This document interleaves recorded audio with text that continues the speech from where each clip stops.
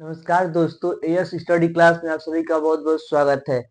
जैसे कि हम पढ़ रहे हैं भारत की प्रमुख नदियां, और पिछले वीडियो में हमने पढ़ा है बहुत सारी नदियों के बारे में, और इस वीडियो में भी पढ़ेंगे।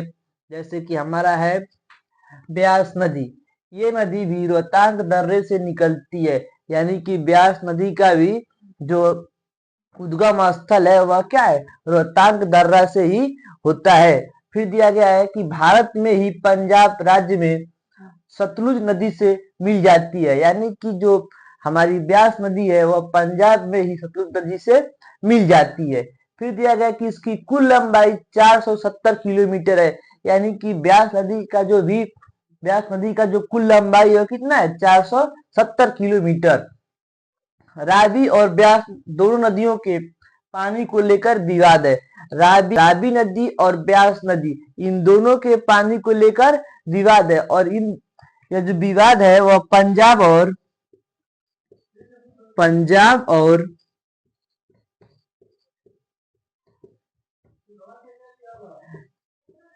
हिमाचल प्रदेश में है।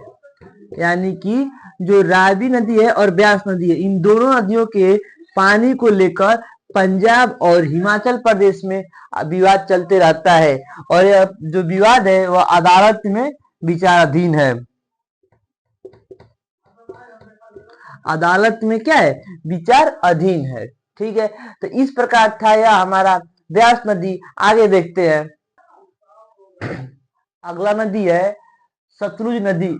इसका उद्गम स्थान है मानसरोवर ताल के पास राकस ताल, यानी कि जो सतलुज नदी है वो मानसरोवर ताल के पास राकस ताल से निकलती है। फिर उत्तराखंड के सिपला दर्रा से यह प्रवेश करती है।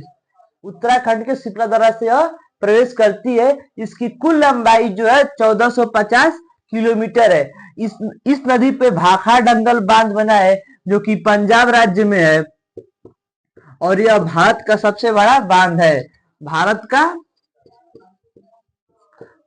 का सबसे बड़ा बांध